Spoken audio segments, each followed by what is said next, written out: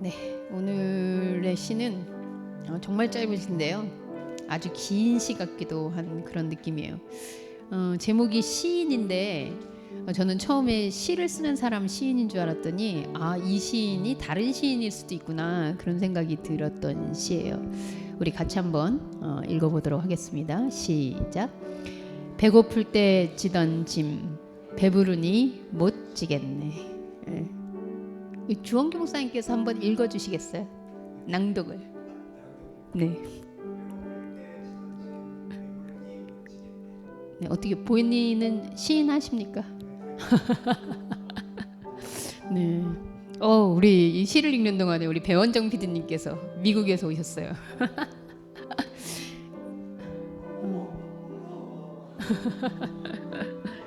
반갑습니다.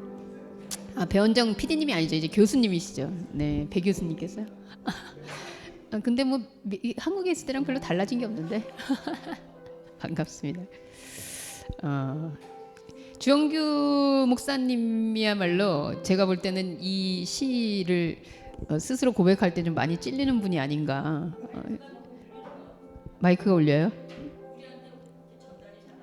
그래요? 그럼 소리를 좀 크게 내야 될까요? 네, 그래서 배고플 때 지던 짐 아닌데 울리는데 더 그러면 제가 목소리를 좀 크게 내볼게요.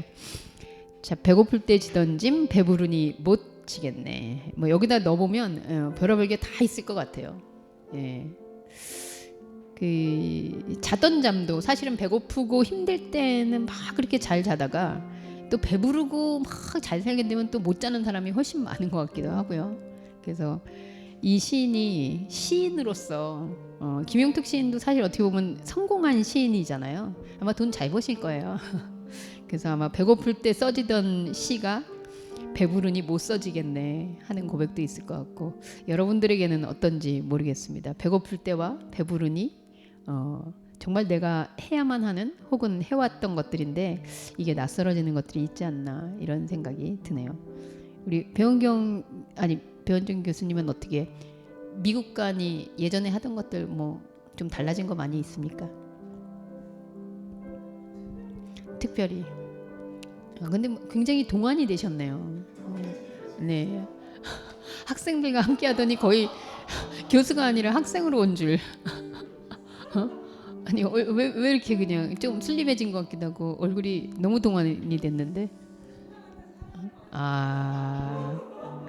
그렇죠. 혼자 있을 때 사랑에 배고플 때 지던 짐 배부르니 이제 못 지고 다 버려가지고 주름도 버리셨네요. 반갑습니다. 어쨌든 네, 시인할 수밖에 없는 시인의 고백들이며 오늘 우리도 말씀 속에서 또 무엇을 시인하게 될 것인지 기대하면서 잠깐 기도하도록 하겠습니다. 하나님, 시인의 이 시인이 사실 시인의 고백만이 아닌 우리의 시인임도 고백합니다. 당연히 해야 된다고 생각했던 것들이 환경이 바뀌고 그리고 너무나 오랫동안 익숙해 오다 보니 그저 그것이 그저 그런 것 혹은 안 해도 되는 것 혹은 그 알갱이는 없고 껍데기만 있는 것들은 아닌지라는 생각이 듭니다. 무엇에 배고프고 무엇에 배부른지 말씀을 통해 생각해 보기를 원합니다. 오늘 우리는 지금 어느 존에서 하나님을 시인하고 있는지 말씀을 통해 깨닫게 하실 때 눈이 떠지고 귀가 떠지고 마음이 열리는 시간 되게 하여 주옵소서. 예수님의 이름으로 기도합니다. 아멘. 오늘 같이 나눌 말씀은 기적 시리즈 9번째 기적 시리즈인데 매번 기적 시리즈가 기적이 일어나는 시리즈가 아니고 기적을 깨는 시리즈가 아닌가 이런 생각이 좀 들긴 해서 미안한 마음이 있습니다만 없다는 게 소유 진심이 나왔어. 미안하려고 그랬는데 없는 게 나와버리네요. 참나. 자, 오늘 열왕기하 5장 1절에서 27절인데 본문이 굉장히 길어요. 근데 우리가 너무 잘 알고 있는 말씀인데 그래서 제가 이거를 글을 AI한테 좀 읽혀볼까 했는데 AI를 읽혀보니까 조금 아직은 어색한 부분들이 있더라고요. 한국말의 띄어쓰기라든지 이런 부분이. 그래서 제가 찾아냈어요. 유튜브에서 그 약간 드라마틱하게 읽어주는 그런 성경 읽기가 있더라고요. 그래서 여러분과 함께 그냥 감상하시듯이 성경 본문과 그 내용을 같이 보시면 될 것 같습니다. 제5장.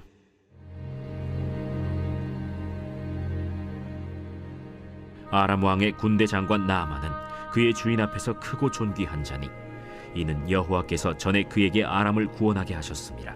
그는 큰 용사이나 나병 환자더라. 전에 아람 사람이 떼를 지어 나가서 이스라엘 땅에서 어린 소녀 하나를 사로잡음에 그가 나아만의 아내에게 수종들더니 그의 여주인에게 이르되 우리 주인이 사마리아에 계신 선지자 앞에 계셨으면 좋겠나이다. 그가 그 나병을 고치리이다. 나아만이 들어가서 그의 주인께 아뢰어 이르되 이스라엘 땅에서 온 소녀의 말이 이러이러하더이다. 아람 왕이 이르되 갈지어다. 이제 내가 이스라엘 왕에게 글을 보내리라. 나아만이 곧 떠날새 은 10달란트와 금 6,000개와 의복 10벌을 가지고 가서 이스라엘 왕에게 그 글을 전하니 일렀으되 내가 내 신하 나아만을 당신에게 보내오니 이 글이 당신에게 이르거든 당신은 그의 나병을 고쳐주소서. 이스라엘 왕이 그 글을 읽고 자기 옷을 찢으며 이르되 내가 사람을 죽이고 살리는 하나님이냐? 그가 어찌하여 사람을 내게로 보내 그의 나병을 고치려 하느냐? 너희는 깊이 생각하고 저 왕의 틈을 타서 나와 더불어 시비하려 함인 줄 알라. 하나님의 사람 엘리사가 이스라엘 왕이 자기의 옷을 찢었다 함을 듣고 왕에게 보내 이르되 왕이 어찌하여 옷을 찢었나이까? 그 사람을 내게로 오게 하소서.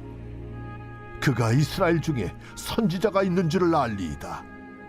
나아만이 이에 말들과 병거들을 거느리고 이르러 엘리사의 집 문에 서니 엘리사가 사자를 그에게 보내 이르되 너는 가서 요단강에 몸을 7번 씻으라. 내 살이 회복되어 깨끗하리라. 나아만이 노하여 물러가며 이르되 내 생각에는 그가 내게로 나와서서 그의 하나님 여호와의 이름을 부르고 그의 손을 그 부위 위에 흔들어 나병을 고치카 하였도다. 다메스강 아바나와 바르발은 이스라엘 모든 강물보다 낫지 아니하냐? 내가 거기서 몸을 씻으면 깨끗하게 되지 아니하랴? 하고 몸을 돌려 분노하여 떠나니 그의 종들이 나와서 말하여 이르되 내 아버지여, 선지자가 당신에게 큰 일을 행하라 말하였다면 행하지 아니하였으리이까? 하물며 당신에게 이르기를 씻어 깨끗하게 하라 함이리이까? 나아만이 이에 내려가서 하나님의 사람의 말대로 요단강에 7번 몸을 잠그니 그의 살이 어린아이의 살같이 회복되어 깨끗하게 되었더라. 나아만이 모든 군대와 함께 하나님의 사람에게로 돌아와서 그의 앞에 서서 이르되 내가 이제 이스라엘 외에는 온 천하에 신이 없는 줄을 아나이다. 청하건대 당신의 종에게서 예물을 받으소서. 내가 섬기는 여호와께서 살아계심을 두고 맹세하노니 내가 그 앞에서 받지 아니하리라. 나아만이 받으라고 강권하되 그가 거절하니라. 나아만이 이르되 그러면 청하건대 노새 2마리의 실을 흙을 당신의 종에게 주소서. 이제부터는 종이 번제물과 다른 희생제사를 여호와 외 다른 신에게는 드리지 아니하고 다만 여호와께 드리겠나이다. 오직 한 가지 일이 있사오니 여호와께서 당신의 종을 용서하시기를 원하나이다. 곧 내 주인께서 림몬의 신당에 들어가 거기서 경배하며 그가 내 손을 의지하심에 내가 림몬의 신당에서 몸을 굽히오니 내가 림몬의 신당에서 몸을 굽힐 때 여호와께서 이 일에 대하여 당신의 종을 용서하시기를 원하나이다. 너는 평안히 가라. 그가 엘리사를 떠나 조금 가니라. 하나님의 사람 엘리사의 사환 게하시가 스스로 이르되 내 주인이 이 아람 사람 나아만에게 면하여 주고 그가 가지고 온 것을 그의 손에서 받지 아니하였도다. 이 여호와께서 살아계심을 두고 맹세하노니 내가 그를 쫓아가서 무엇이든지 그에게서 받으리라. 하고 나아만의 뒤를 쫓아가니 나아만이 자기 뒤에 달려옴을 보고 수레에서 내려 맞이하여 이르되 평안이냐? 평안하나이다. 우리 주인께서 나를 보내시며 말씀하시기를 지금 선지자의 제자 중에 두 청년이 에브라임 산지에서부터 내게로 왔으니 청하건대 당신은 그들에게 은 1달란트와 옷 2벌을 주라 하시더이다. 바라건대 2달란트를 받으라. 하고 그를 강권하여 은 2달란트를 2전대에 넣어 매고 옷 2벌을 아울러 2사환에게 지우매 그들이 게하시 앞에서 지고 가니라. 언덕에 이르러서는 게하시가 그 물건을 2사환의 손에서 받아 집에 감추고 그들을 보내 가게 한 후 들어가 그의 주인 앞에 서니 엘리사가 이르되 게하시야, 내가 어디서 오느냐? 당신의 종이 아무데도 가지 아니하였나이다. 한 사람이 수레에서 내려 너를 맞이할 때에 내 마음이 함께 가지 아니하였느냐? 지금이 어찌 은을 받으며 옷을 받으며 감남원이나 포도원이나 양이나 소나 남종이나 여종을 받을 때이냐? 그러므로 나만의 나병이 내게 들어 내 자손에게 미쳐 영원토록 이르리라. 게하시가 그 앞에서 물러나오매 나병이 발하여 눈같이 되었더라.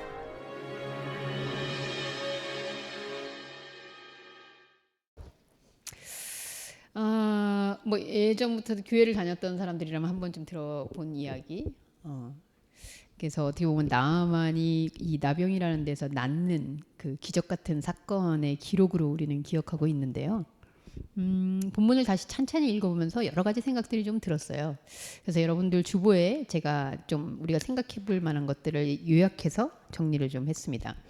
먼저 이 성경이 기록된 배경을 좀 보고 싶은데요. 사실 지금 아람하고 이스라엘이라는 나라가 등장을 하고 있거든요. 1절, 2절에 보면 아람 왕 이렇게 나오고 그 다음에 보면 또 이스라엘 이렇게 나오는데 이 당시에 아람과 이스라엘이 어떤 관계였을까? 근데 2절을 보면은 그게 드러나거든요.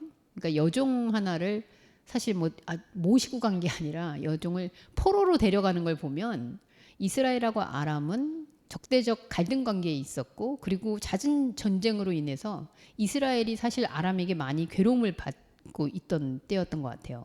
그러니까 이게 친할 수 없는 관계이기도 하고 그래서 나중에 보시면 이 아람 왕이 우리 장군을 좀 낫게 해달라 그랬을 때 이스라엘 왕이 기겁을 하면서 이것들이 또 공격을 하려고 수작을 피우는구나 이렇게 해석을 하는 거 보면 이게 배경적으로 둘이 그렇게 친한 관계가 아니란 말이죠.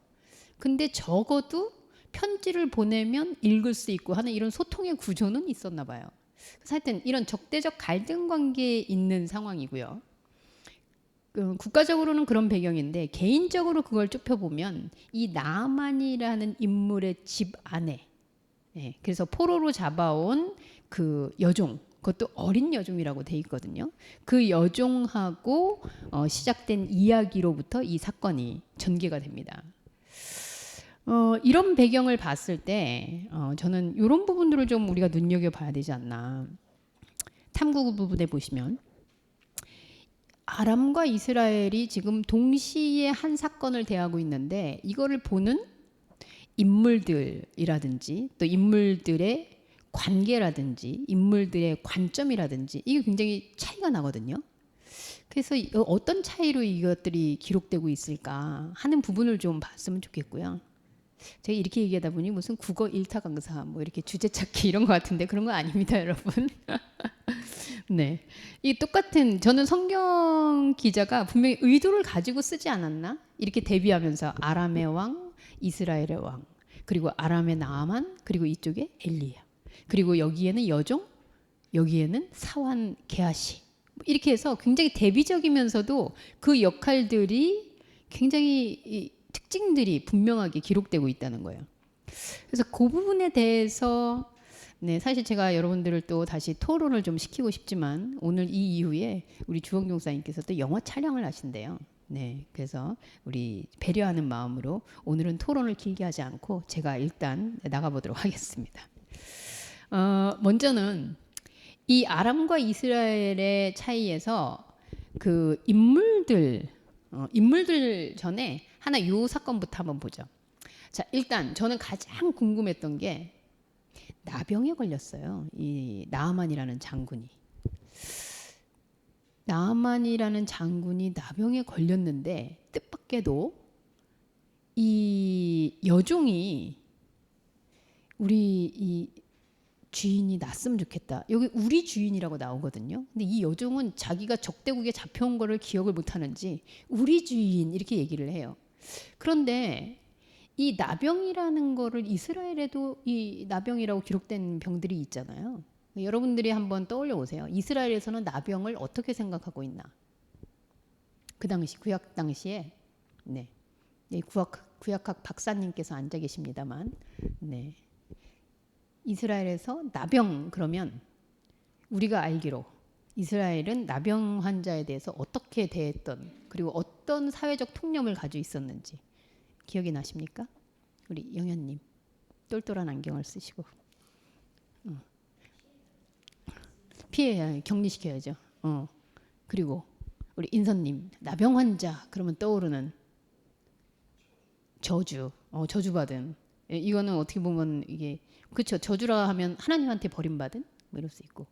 우리 득현님 나병 환자 성경 속의 나병 환자 그러면 한센병 지금으로 보면 한센병인데 뭐 의학자들 중에는 이 그 레위기나 민수기에 나오는 그 나병의 증상들을 볼 때 이게 뭐 옷에도 나고 뭐 그 가죽에도 나고 뭐 여러 군데 난다라는 이런 표현을 봤을 때 지금하고는 조금 다르긴 한 것 같아요. 그렇지만 어쨌든 피부병, 몹쓸 피부병이고 전염성이 있다.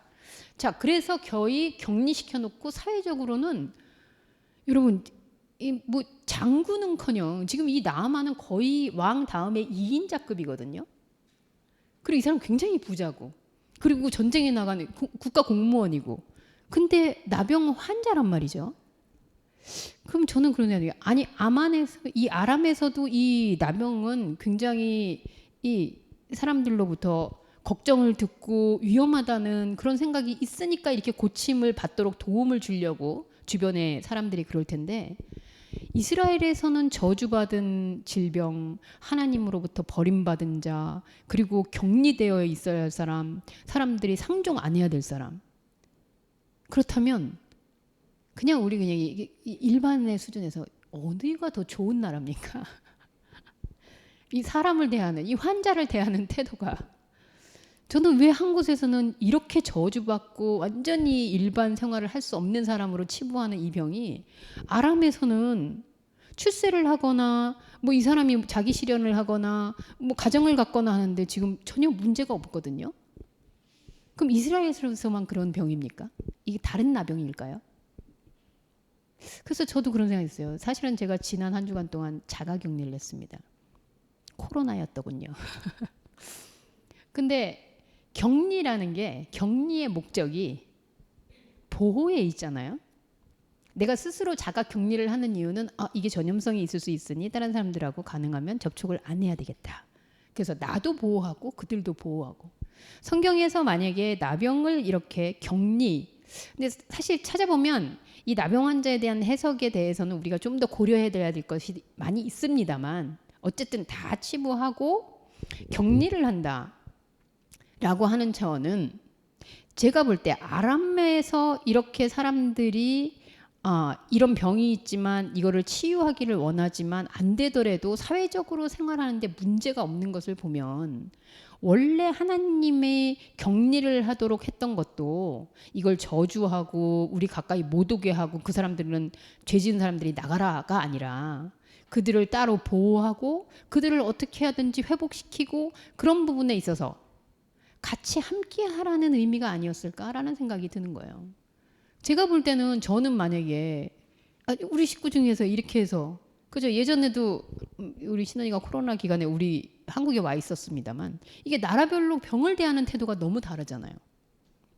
근데 저는 그냥 적어도 우리가 아는 여호와 하나님이라고 했을 때 지금 아람과 이스라엘을 단순 비교해 보면 이 사건을 대하는 태도가 오히려 저는 아람이 더 이게 하나님의 백성 같은 느낌이 든다는 거죠. 그냥 우리가 알고 있는 하나님의 백성은 더 사랑하고 여호와께서 자비를 베푸시고 이런다고 한다면 그렇지 않나? 그 사건에 대한 이 해석의 관점이 너무 다르다라는 생각이 들었어요. 그리고 이 모든 거에 전제가 되고 있는 인간 관계에서 보자면, 자 보세요 여러분. 우리가 이미 아까 다 읽었지만 여기 지금 엘리사가 나오기 전에 나아만의 집안에서 여종이에요. 네, 포로로 데리고 왔지만 뭐 그 아이가 얼마나 특별했는지 모르겠어요. 그것도 나아만의 종이 아니라 나아만 와이프의 종이거든요. 근데 이 아이가 얼마나 자기 주인에 대한 존경심과 아니면 마음이 있었으면 우리 주인이 이 병이 나았으면 좋겠다. 그래서 그거를 와이프한테 얘기를 하고, 그리고 그 방법이 거기 가면은 이거를 고치는 사람이 있을 수 있다. 이런 얘기를 흘린단 말이죠. 근데 또 마음에서 아마 이 와이프도 이 병을 고치기를 바란다는 갈망이 있어서 그렇긴 하겠지만, 사실 이제까지 이렇게 돈 많고 높은 지위에 있는 사람이 이 병 안 고쳐보려고 애 안 써봤겠어요? 근데 그냥 집안에, 그것도 포로로 잡혀온 수종드는 여자아이, 뭐 걔가 말한다고 해서 그거를 존중하고 막 들어줄 필요도 없는, 근데 걔가 주인한테 당당하게 얘기하는 것도 참 대단한데 어쨌든 그 얘기를 듣고 남편한테 전해요. 그랬더니 이 남편은 또 그거를 아주 또 수긍을 하고 심지어 자기의 제일 높은 상사인 왕한테 가서 얘기를 합니다. 아니 이거 너무 소통이 잘 되고 있는 집안 아닙니까? 보통 그냥 야 됐어 어디서, 그리고 지금 거기 이스라엘하고 우리하고 이렇게 적대시돼 있는데 장군님이 거기 혼자 갔다가 죽으면 어떻게 하려고, 이러면 끝나는 얘기인데 그 얘기를 서로 듣고 존중하고 수긍하고, 그리고 가서 이런 일이 있답니다 그렇게 얘기했더니, 아니 또 이 왕은 난 태어나서 이렇게 훌륭한 왕은 또 처음 봐요. 이 아람 왕을 보세요. 그러면 내가 거기다가 금은보화를 재물을 내가 해가지고 편지를 직접 보내겠다. 그래서 내 수하에 있는 이 장군을 고쳐달라. 그럴 테니 너는 다녀와라. 나는 아무리 봐도 이거는 이 잘 되는 집안이지, 이걸 이방인 이스라엘을 괴롭히는 나쁜 나라 이렇게 해석하기 지금 굉장히 저 난해하거든요. 이런 분위기예요. 서로 소통하고 그거에 대해서 어떻게 하면 잘 도와주려고 하고 어떻게 하면 이 사람이 혜택을 입을까. 그래서 아주 어린 여종부터 임금에게까지 이 상하 관계가 수평적으로 소통이 가능한 구조라는 거죠. 지금 봐도 되게 드문 구조 아닙니까? 우리가 꿈꾸는 이상적인 정말 천국 같은 하나님 나라 같은. 자, 반면에 미안합니다. 이스라엘을 깔려고 그러는 건 절대로 아니에요. 그냥 저는 기록에 돼 있는 거를 한번 정리해 볼 뿐이에요.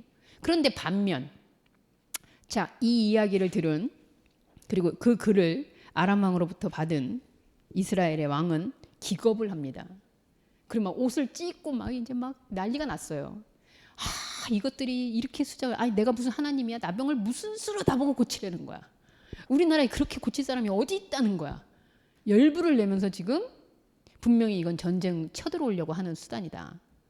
뭐 충분히 그렇게 이해는 되겠어요. 아니 근데 아람 왕이 하는 태도와 이 이스라엘의 왕의 태도가, 이 사람은 심지어 여호와 하나님이 보호하는 이스라엘의 지금 백성 아닙니까? 그래서 난리를 치고 있는데 또 우연찮게, 이거는 소통은 아닌데 얼마나 임금이 난리를 쳤으면 백성들이 다 알았어. 그거를 옷을 찢고 탄식한다더라. 그래서 결국 엘리사가 귀에 듣고 나한테 데리고 와라. 그래서 데려옵니다. 자, 이런 관계를 봤을 때 뭐 나중에 게하시 얘기는 나중에 다시 나오겠지만, 이 엘리사의 사환이라고 되는데 제가 찾아보니까 거의 수석 제자 같은 사람이에요. 왜냐하면 엘리사가 어떤 일을 베풀 때, 또 어떤 일을 행할 때 이 사람이 대행해서 다 하거든요. 그러니까 거의 수석 제자 같은 사람인데 나중에 알겠지만 스승의 이름을 팔아먹으면서 거짓말로 다 긁어내잖아요. 그러니까 이렇게 서로 소통하면서 서로 대화하면서 서로를 위하고 그걸 어떻게 하면 같이 문제를 해결할까 하는 이런 반면, 한쪽에서는 의심하고 분노하고 원망하고 그러는 중에 선지자가 어쨌든 가까스로 그랬는데 선지자의 행한 일을 또 그 수석 제자라고 하는 사람은 또 그거를 다 해가지고 가서 돈을 뜯어내고, 어디서 많이 본 것 같지 않아요, 여러분? 이쪽이 훨씬 더 흔하죠. 어떻게 보면 이쪽이 더 자연스러운 것 같아요. 저는 그냥 이 상황을 딱 보면서 그냥 그렇게 질문이 들었어요. 제가 여러분들에게도 써놨지만 지금 여호와는 아람에 계신 건가 이스라엘에 계신 건가? 지금 어느 나라에서 하나님은 역사하고 계시는 거지? 어디가 지금 하나님의 백성이라고 얘기를 붙일 수 있는 거지? 네, 이렇게 하면 이스라엘 굉장히 억울할 수 있겠습니다만 제가 볼 때는 어쨌든 지금 성경 기자는 굳이 왜 조금 부끄러울 만큼 이스라엘을 대표하는 사람, 뭐 왕, 선지자, 선지자의 제자, 이거 다 어떻게 보면 이스라엘을 대변하는 라인이잖아요. 그리고 아람 왕, 그리고 나아만, 나중에도 나오는데 그들의 종, 심지어 포로로 잡혀온 여종. 조금 이상하지만 하여튼 이 계보들 안에서는 우리가 얘기하는 뭐 그냥 기독교인들이 얘기할 수 있는 사랑이 넘치는 그런 모습 아닙니까? 자, 어느 쪽에 우리 투표 한번 해볼까요? 지금 이 하나님의 나라와 유사한 곳은 아람일까요? 이스라엘일까요? 유치합니다만 성경을 읽으면서 이게 왜 이렇게 기록이 된 거지? 이걸 기록하는 사람은 이런 걸 눈치를 못 채고 그냥 하나님의 선지자가 나병을 고쳤습니다. 여기에 사람들이 다 감탄하고 찬탄할 거라 막 신나할 거라고 생각을 했을까? 그럼 웬만한 건 좀 감춰주지. 뭐 우리 이번에 광복절을 맞으면서 참 여러 생각이 드는 날들이었습니다만, 네, 감출 거 감추고 미워할 거 미워하고 띄울 거 띄우고 그냥 그렇게 나가지. 근데 왜 성경을 기록하면서 하나님의 이스라엘을 중심으로 쓰는 기록 가운데 지금 이스라엘이 훨씬 더 하나님의 백성이구나 라는 생각을 저 같은 사람이 못하게 이렇게 걸리게 해놨을까?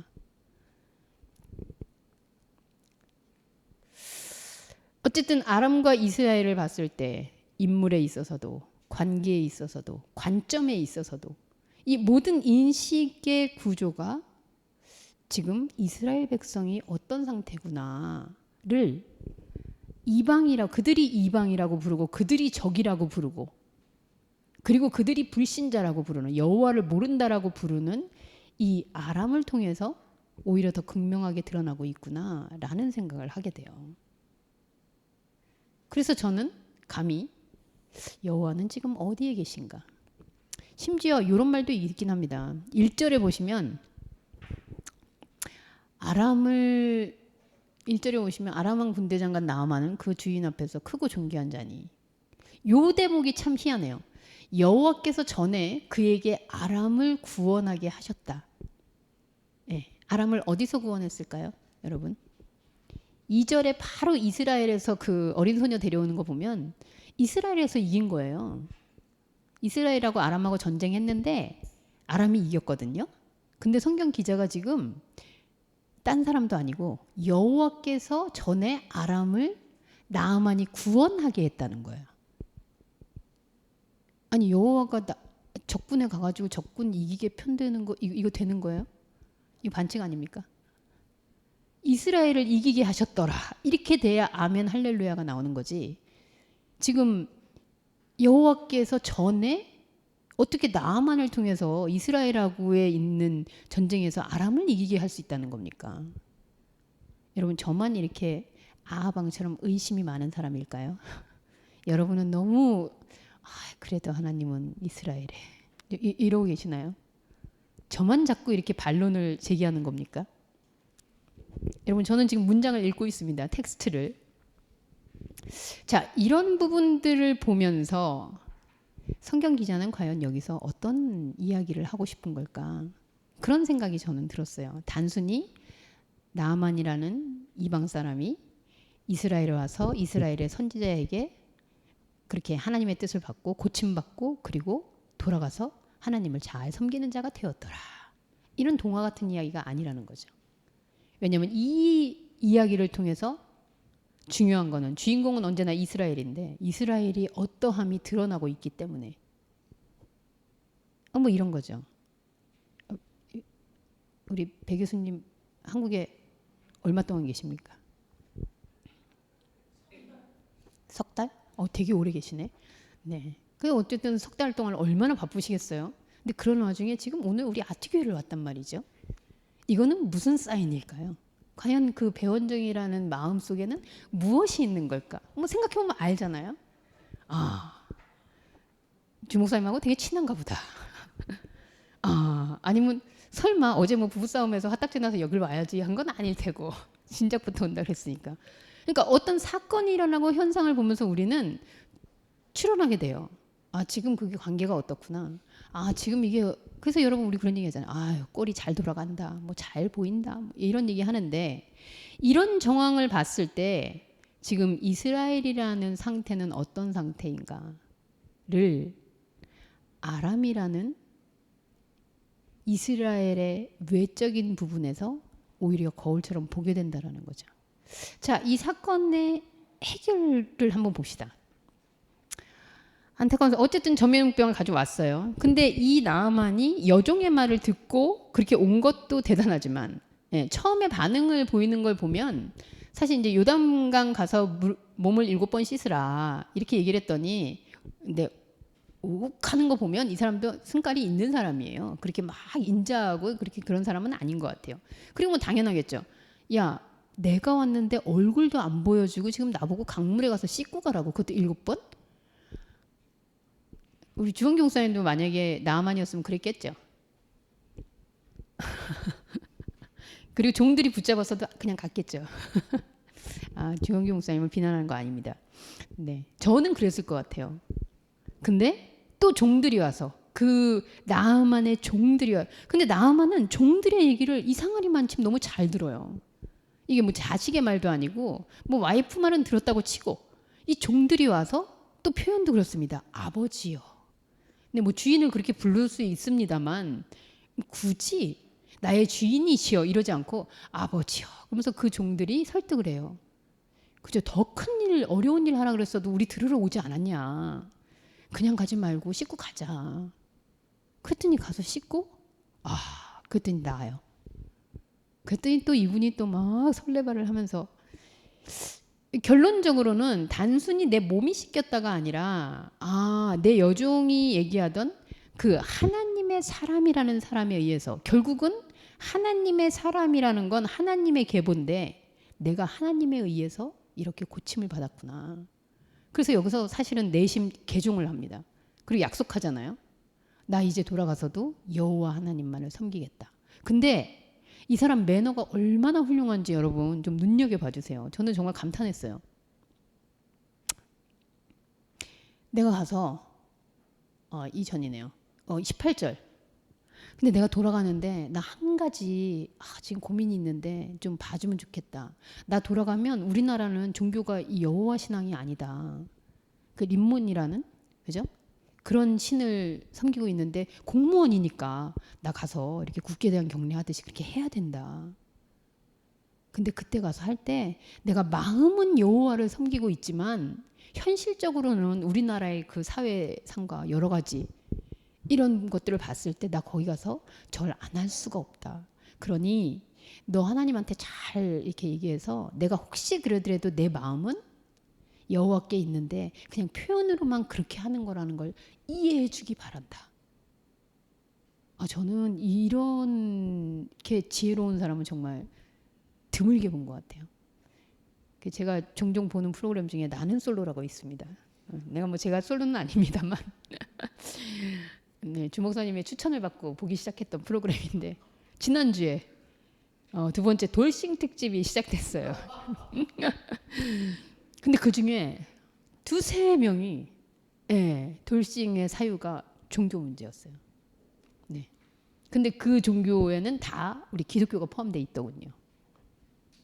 그래서 절대 이제 사귈 땐 잘 몰랐는데 결혼했는데 이제 교회를 가는 문제, 제사를 드리는 문제, 뭐 이런 것 때문에 그래서 결국은 그 종교를 극복하지 못하고 헤어진 분이 그렇게 있더라고요. 근데 이 사람이 만약에 돌아가자마자 여호와가 날 고쳐줬다. 난 이제 여호와다. 여호와만 믿겠다.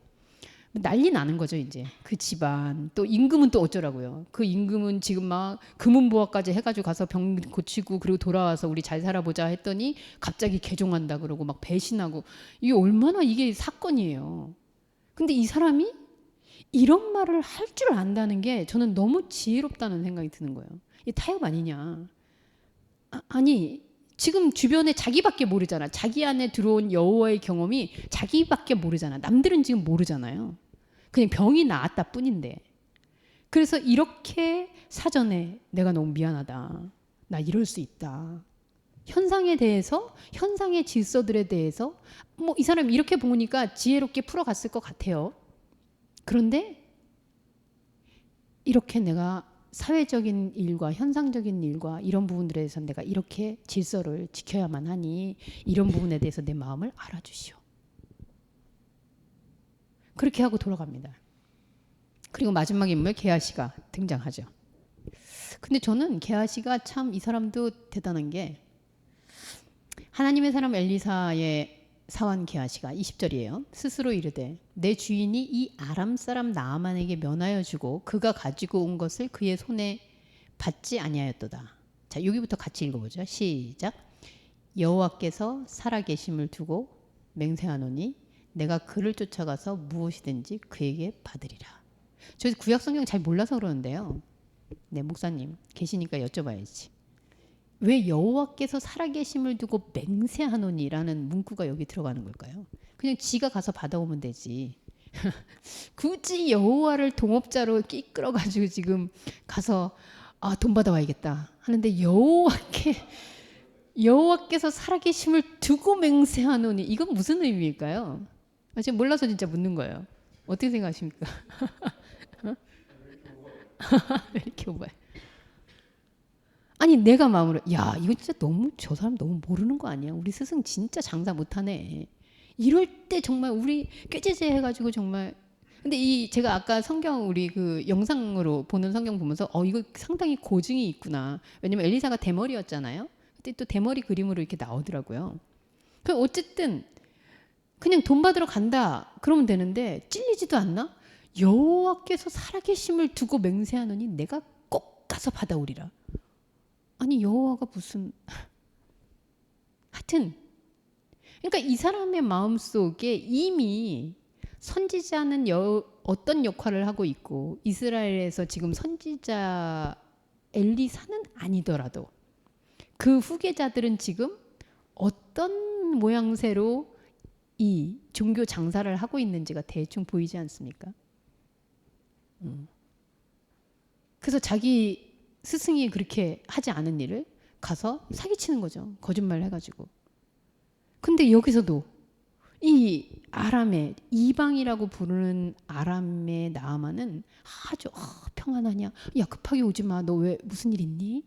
평안하니? 이런 거 예수님이 묻는 태도 아니에요. 그리고 그래 내가 줄게. 가감없이 주고. 이 뭔가 장면이 드라마로 본다면 이게 뭔가 이게 바뀌었어요. 이방, 이스라엘을 괴롭히는 나라의 사람들, 그리고 이스라엘, 하나님의 백성. 이게 주인공하고 이 주인공을 괴롭히는 거하고 뭔가가 이게 바뀌어 있는 역할이 계속 오고 간단 말이죠. 자, 결론적으로 제가 탐구 마지막 질문을 썼습니다. 전염병은 결국 어디로 갔는가? 자, 나아만이 가지고 있던 전염병. 그래서 병 들었구나. 나아만의 그 전염병, 나병은 지금 결론적으로 게하시의 이런 사건 때문에 결국 엘리사가 게하시를 저주하는 거죠. 너 그렇게 사기쳤어? 그 사람의 나병이 너한테로 올 거야. 그래서 결국 게하시가 나병에 걸려요. 게하시는 어느 나라 사람? 이스라엘 사람. 그럼 나병은 지금 어디로 왔다? 이스라엘로. 결국 이방인 나병 환자, 그리고 이방인에게 있는 하나님의 저주, 그게 결국은 이 사람은 치유를 받고 하나님의 살아계심을 고백하고, 그리고 이스라엘 땅으로 그 나병이 오게 된 거죠. 자, 여러분, 제가 너무 여러분들을 이렇게 생각의 한쪽으로 몰아가는 그런 양상으로 비춰질 수도 있어서 네, 좀 미안함이 있습니다만, 기록되어 있는 것들을 찬찬히 살펴보고 그렇게 질문해 보면 결과가 그래요. 그럼 성경 기자는 과연 정말 우리가 그냥 동화처럼 알고 있는 대로 하나님의 사람 엘리사가, 그리고 나아만이라는 적군의 장군이 와서 그렇게 나병을 고치고 해피엔딩으로 돌아가서 하나님을 알고 영광을 돌렸더라, 이런 이야기로 정리할 수 있을까요? 그러기에는 이스라엘이 지금 너무 손해가 크잖아요. 결국 그 나병은, 그 전염병은 이스라엘에 들어와 있고요. 들어오기도 전에 이들의 마음속의 상태에서는 관계는 다 무너져 있고요. 거기에서 불신하고 있고요. 선지자고 뭐고 뭐 왕이니 뭐니, 그리고 선지자 학교에서 키워지고 있는 이 게하시라는 제자도 스승하고의 관계를 보면, 이 사건을 보면 알잖아요. 이 사람 평소에 월급 못 받았나? 넉넉히 못 받았나? 그래서 하나님께 맹세한다는 거 보니, 그래 하나님 외치는 우리 그 선지자 스승, 그래 내가 하나님한테 맹세를 하고 말리라, 이런 걸까? 이런 상태. 그리고 결국 그 나병은 이스라엘에 들어와서 전염되기 시작하겠죠.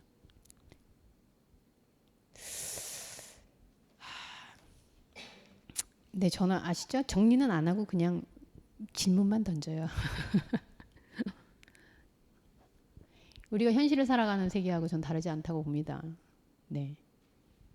그냥 보여지는 현상 가운데 사건, 내가 보고 싶은 부분, 그리고 우리는 기독교인이니 하나님, 이스라엘이 좋은 쪽, 그래서 거기에서 하나님의 선지자, 그리고 거기에서 치유해주고. 그런데 우리가 보지 못한, 우리가 이방이라고 치부하고 있는 그 계보에서 오히려 그들끼리 포로, 거기에는 포로에 대한 억압도 없어. 포로나 자유자나 임금이나 그 신하나 그 부인이나 누구와 말을 해도 괜찮아. 서로 소통해. 그리고 서로 존중하고. 그리고 높은 지위에 있는 사람이 무언가 나는 못하겠어 할 때 정말 말도 안 되는 그 종들이 말리면 그 말을 듣고 행동을 바꿔서 할 용의가 있는 사람들. 그리고 나병이냐 아니냐, 질병을 가졌냐, 장애를 가졌냐 상관없이 출세하는데 실력대로 할 수 있는 나라. 그래서 이런 것들을, 그리고 은혜를 받으면 그 은혜를 간직하고 고마워하고, 비록 나의 신은 아니더라도 그들의 신을 존중하고, 오히려 내가 마음으로는 너의 신을 너무나 내가 이렇게 받아들이겠다. 그러나 나의 현실에 있어서 이런 부분들에 대해서는 양해해다오. 이렇게 설명할 수 있는 사람.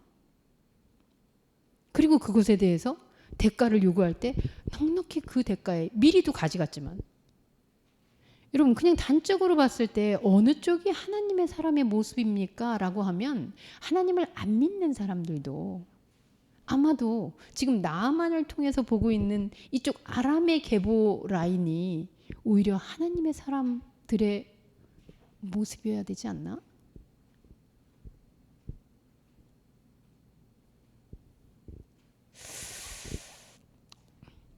다음 주 예고편을 먼저 얘기하자면, 다음 주에는 저희 오랜만에 무비 콘서트를 하려고 합니다. 그래서 우리 주영기 목사님이 전에 뉴스앤조이에다가 그 더 존 오브 인터레스트라고, 여러분 혹시 보셨어요 영화? 네, 뭐 한 번쯤은 봐야 되는 영화로. 네. 그래서 그 존 오브 인터레스트라 그래가지고 저도 그런가? 그런데 이게 뭔가 이게 이 단어가 좀 특이한데, 그래서 영화 평론이나 이런 걸 다 찾아보니까, 그래서 어저께도 그 주목사님이 저보고 흥미로운 존이라는 거죠? 이러면서 그래서 제가 저도 그런가? 재밌는 존? 이게 사실은 그 아우슈비츠 유대인 학살하는, 폴란드계 유대인들을 학살하는 그 수용소, 그리고 그 수용소와 담 하나를 놓고 수용소 지휘를 하고 있는, 수용소를 다루고 있는, 그 지휘하고 있는 그 수용소 대장이 거하는 처소. 근데 아우슈비츠 얘기는 우리가 굉장히 많이 들었었고요. 근데 이 수용소 건너편에서 너무나 단란한 가정을 이루면서 즐겁게 행복하게 살고 있는 그 가정에 포커스를 맞춰서 이야기가 진행되는, 사실은 오히려 끔찍한 것을 얘기하지 않고 너무나 일상적이고 자연스럽고 아름답다고 생각하는 걸 통해서 끔찍한 것을 더 폭로하는 그런 반전의 영화인 것 같아요. 그래서 다음 주에 우리 같이 한번 보면서 기독교는 이러한 것들에 대해서 또 어떤 관점으로, 어떤 시선으로 볼 수 있는가를 한번 나누려고 합니다. 그 전에 제가 이 더 존 오브 인터레스트를 용어를 찾아보니까 이게 법적 용어더라고요. 그래서 어떤 법적 용어냐면 인터레스트가, 그러니까 수입 지출할 때 수익, 그 인터레스트였어요. 그래서 어떤 특정 법률이나 헌법이 보장하는 이 구역은 이익을 보장합니다. 이익이라고 했을 때 뭐 만약에 그린벨트라고 합시다. 여기는 국가에서 이런 부분들로 자연 환경 보호를 위해서 여기는 규제합니다. 또 이익이라고 했을 때 우리 직업 중에서도 뭐 핸디캡을 가진 사람만 할 수 있는 부분이라든지, 또 아니면 뭐 그죠, 해병대 나오신 분들이 또 뭐 그렇게 하는 부분도 있고, 캐나다 같은 경우, 미국 같은 경우도 아마 공항 경찰대 뭐 이런 거는 거기에서 자원에서 군대를 갔다 온 사람들만 할 수 있도록 이익을 보장해주는 그런 게 있을 거예요. 근데 이제 이때의 존 오브 인터레스트라는 게 이 나치 독일이 아우슈비츠 수용소하고 그 주변 지역을 그렇게 불렀대요. 자, 이게 무슨 말일까요? 수용소하고 그 수용소 주변을 이렇게 불렀다는 거예요. 법적으로 이익이 보장되는 땅, 수용소와 수용소 주변. 한마디로 얘기하면 폴란드에서 자기네들이 침범해 가서 거기 다 농부들 땅 뭐 이런 거 다 뺏었잖아요. 그리고 이렇게 더 존 오브 인터레스트라고 경계를 해놓은 거예요. 수용소를 포함해서 그 지역에 있는 모든 데에서 농부들 강제 노동시켜가지고 수용소민들 강제로 해가지고 거기서 나오는 이익들은, 그렇죠, 나치가 가져가게 되는 거죠. 그 이익 보장 지역이라는 거예요. 그 보장 지역에 아우슈비츠 이 수용소가 포함되어 있다는 거죠. 그래서 그 영화에서 보면 저도 다 풀로 보지는 못했습니다만 되게 인상적인 부분이, 그 아우슈비츠에서는 늘 태우잖아요. 그렇죠. 한마디로 장례를 지내는 거죠. 사람을 태우고 해서 그 재가 나오고 그러는데, 그 영화 중에 이쪽은 너무나 아름다운 과일이 익어가고 있고 잔디를 키우고 막 정원과 꽃들을 키우고 있어요. 근데 그 자연스럽게 거기서 이렇게 오르는 재들이 이 땅에 와서 이렇게 섞이는 거예요. 그래서 거름이 되기도 하고. 이 영화 얘기를 제가 왜 하냐면요, 다음 주에 보려고 여러분들한테 광고 겸 하지만 오늘 저는 이 말씀을 들으면서 이런 생각이 들었어요. 더 존 오브 이스라엘은 어디지? 우리가 이스라엘이라고 영역을 표시해 놓고 그 영역 안에서는 마치 모든 하나님의 일, 모든 하나님의 백성, 모든 것들이 하나님의 법칙으로 돌아간다라고 설정을 해놓은, 그런데 알고 보면 그곳이 너무나 끔찍한 곳. 끔찍하다는 것은 오히려 신앙의 이름으로, 오히려 여호와의 이름으로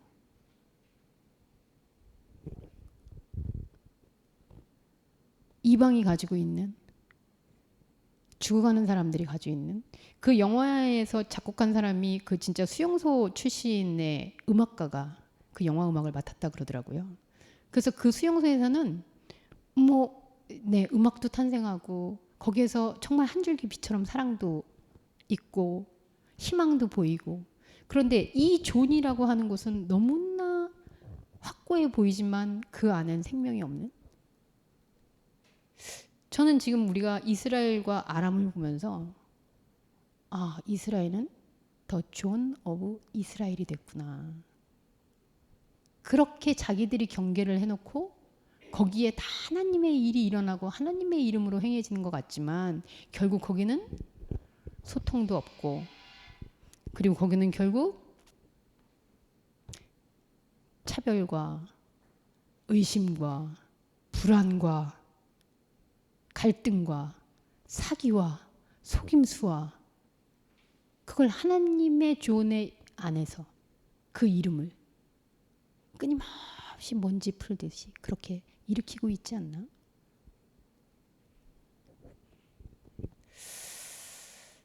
나아만의 기적이라고 하는데 저는 나아만의 기적은 문둥병이 나았다, 나병이 나았다, 한센병이 나았다의 기적이 아니라 이 나아만의 나병은 나아만에게 있을 일이 아니고 결국은 이스라엘로 가는 일이었구나.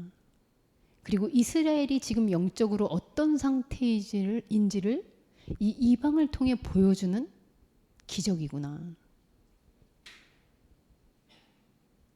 혹시 우리는 어떤 존에 있는지, 우리 역시 나는 하나님의 사람의 존, 나는 하나님의 은혜를 입은 존, 그렇게 영역 표시를 해놓고 그 영역 안에 있으면 다 무언가가 이루어지고 있다라는 그런 생각으로 가고 있는 건 아닐까? 그래서 처음에 시인이 고백했던 시를 다시 읽게 돼요. 배고플 때 지던 짐 배부르니 못 지겠네. 내가 배고프고 힘들고 어렵고 연약할 때 부르던 하나님의 이름을 배부르니 못 부르고 있는 건가? 이스라엘의 이 성경 기자가 기록하고 있는 이 사건, 이 인물들을 통해서 우리는 지금 어떤 존에 있는가를 생각해 보게 되는 그런 시간이기를 소망합니다. 기도하겠습니다. 하나님, 성경을 비판하자는 것이 아니라 성경은 무엇을 우리에게 들려주고 싶어 하는가? 그렇게 골치 아프게 따지면서 믿지 말고 그냥 하나님 건 다 좋다고 믿어 라고 하는 이스라엘 존 안에 우린 있지 않은지, 신앙의 존 안에 있지 않은지, 그래서 저 사람은 이방이야, 저 사람은 신앙이 없어, 저 사람은 기도하지 않아, 저 사람은 어때? 라고 판단은 너무나도 빠르지만 결국은 그 판단에 하고 있는 그 모습들이, 그리고 우리가 아니라고 얘기하는 그것들이 밖이 아니라 우리 안에 있음을 성경이 기록하고 있지 않은지 의심을 갖고 질문을 해봅니다. 우리에게 질문이 끊어지지 않는 복을 더하여 주옵소서. 그래서 우리의 영역에 갇혀서 하나님이 말씀하고자 하는 것 역시 불통되고 의심되고 저버리게 되고 속임수가 되고 돈벌이가 되는 그런 종교의 세상에 갇히지 않기를 원합니다. 예수님의 이름으로 기도합니다. 아멘.